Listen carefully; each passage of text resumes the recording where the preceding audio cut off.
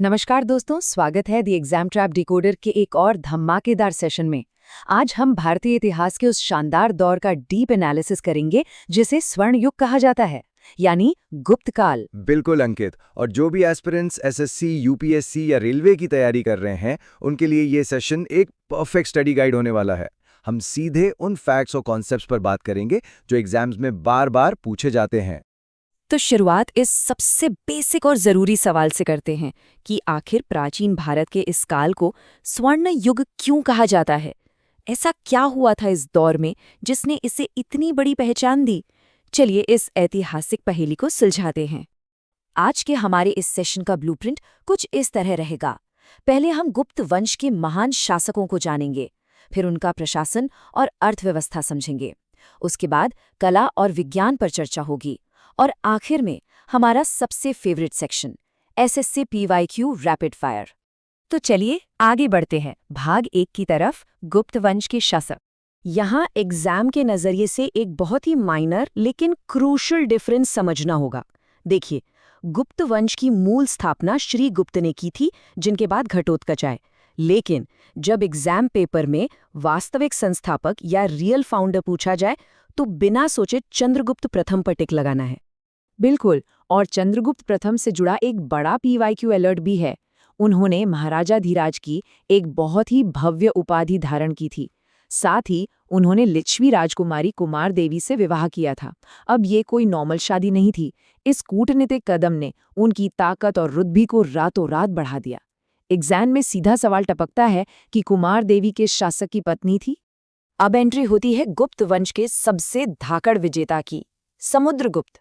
उनके विशाल सैन्य अभियानों को देखकर ही इतिहासकार वी.ए. स्मिथ ने उन्हें भारत का नेपोलियन कह डाला। आर्यावर्त से लेकर एकदम दक्षिण भारत तक उनका डंका बजता था। और हाँ, उनके वीणा बजाते हुए सिक्कों वाला फैक्ट तो एकदम रट लीजिए, ये एग्जामिनर्स का फेवरेट क्वेश्चन है। समुद्रगुप्त की इन शानदार जीतों और उनके अश्वमेध यज्ञ की पूरी कहानी हमें प्रयाग प्रशस्ति से मिलती है। इसे संस्कृत भाषा में हरिशेन ने लिखा था। हरिशेन का नाम तो दिमाग में प्रिंट कर लीजिए, क्योंकि समुद्रगुप्त की अचीवमेंट्स को डीकोड करने की ये सबसे अहम चाबी है। समुद्रगुप्त के बाद गद्दी संभाली चंद्रगुप्त द्वितीय ने, जिन्हें दुनिया विक्रमादित्य के नाम से भी जानती है। इन्हीं के दौर में चीनी यात्री फाहियान भारत आए थे। फाहियान ने लिखा है कि उस वक्त लोग बेहद समृद्ध थे, प्रशासन एकदम चुस्त था और अपराध ना के बराबर थे। फाहियान की ये विजिट एक क्लासिक पीवाईक्यू है जो इस साम्राज्य के पीक को दर्शाती है। बाद के शासकों में 2 नाम बहुत ही ज्यादा इंपॉर्टेंट हैं। पहले कुमारगुप्त, जिन्होंने महेंद्रादित्य की उपाधि ली और जिस नालंदा विश्वविद्यालय का इतना नाम है उसकी स्थापना की। और दूसरे हैं अंतिम महान शासक स्कंदगुप्त, जिन्होंने खूंखार हूणों के आक्रमण को भारत में घुसने से ही रोक दिया था। ये दोनों फैक्ट्स एग्जाम्स के लिए एकदम टॉप टियर हैं। चलिए अब आगे बढ़ते हैं भाग 2 की तरफ, प्रशासन और अर्थव्यवस्था। इस साम्राज्य का एडमिनिस्ट्रेशन एक बहुत ही शानदार टॉप डाउन अप्रोच पर चलता था। सबसे ऊपर होता था भुक्ति यानी प्रांत, जिसका हेड उपरेक कहलाता था। फिर आता था विषय यानी जिला, जिसे विषयपति संभालते थे। और सबसे नीचे होता था ग्राम, जिसका मुखिया ग्रामिक कहलाता था। इसी जबरदस्त ढांचे ने आगे चलकर भारतीय सामंतवाद की नींव रखी थी।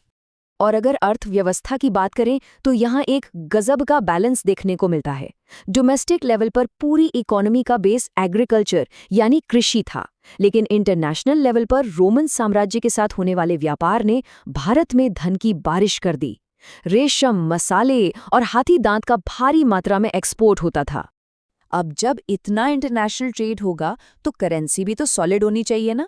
तो यहाँ एक और बड़ा पीवाईक्यू अलर्ट नोट कर लीजिए। गुप्त काल के जो बेहद फेमस सोने के सिक्के थे उन्हें दीनार कहा जाता था।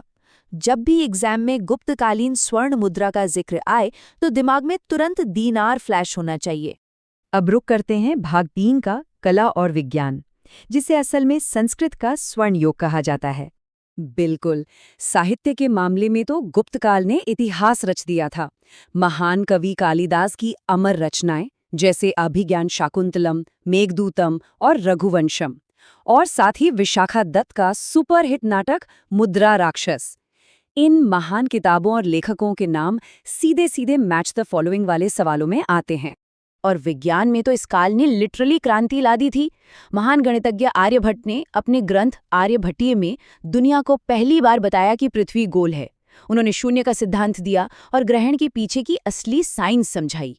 वहीं वराहमिहिर ने बृहत संहिता जैसी कालजयी रचना देकर सबका ध्यान खींचा। अगर वास्तुकला या आर्किटेक्चर की बात करें तो गुप्त काल की छोड़ी गई विरासत आज भी हमें हैरान करती है। देवगढ़ का दशावतार मंदिर, भीतरगांव का मंदिर, सारनाथ और मथुरा की शानदार बुद्ध मूर्तियां और ऑफ कोर्स अजंता की गुफाओं की बेजोड़ चित्रकला। आर्ट एंड कल्चर के सेक्शन में ये नाम बार बार रिपीट होते हैं।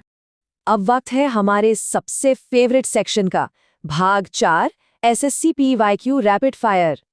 तो पहला सवाल ये रहा, भारत का नेपोलियन किसे कहा जाता है? और इसका एकदम सटीक जवाब है समुद्रगुप्त। मुझे पूरा यकीन है कि हमारे एस्पिरेंट्स ने भी यही गैस किया होगा। अब मेरी बारी। दूसरा रैपिड फायर सवाल, प्रयाग प्रशस्ति की रचना किसने की थी? बहुत ही सिंपल, इसका सही उत्तर है हरिशेन। चलिए बिना रुके आगे बढ़ते हैं। तीसरा सवाल, चीनी यात्री फाहियान किसके शासनकाल में भारत आया था? बिना किसी डाउट के इसका जवाब है चंद्रगुप्त द्वितीय, जिन्हें हम विक्रमादित्य के नाम से भी जानते हैं। मोमेंटम एकदम हाई रखना है। चौथा सवाल, महान नालंदा विश्वविद्यालय की स्थापना किसने की थी? और इसका सही जवाब है कुमारगुप्त। और आज के रैपिड फायर का आखिरी सवाल, गुप्त काल के स्वर्ण सिक्कों को क्या कहा जाता था? पूरे कॉन्फिडेंस के साथ कह सकते हैं दीनार। इस शानदार रैपिड फायर के बाद आइए पूरे सेशन का एक क्विक रिवीजन कर लें, जिसे बिल्कुल नहीं भूलना है। गुप्तकाल मतलब भारत का स्वर्ण युग, समुद्रगुप्त यानी भारत का नेपोलियन, कालिदास महान संस्कृत कवि, आर्यभट्ट महान गणितज्ञ और फाहियान वो चीनी यात्री जो चंद्रगुप्त द्वितीय के समय आए। ये रही हमारी अल्टीमेट चीट शीट, एकदम परफेक्ट। तो आज हमने इस सुनहरे दौर के हर पहलू को बहुत गहराई से समझा। लेकिन आज का सेशन खत्म करने से पहले हम आपके लिए एक अहम सवाल छोड़ना चाहते हैं।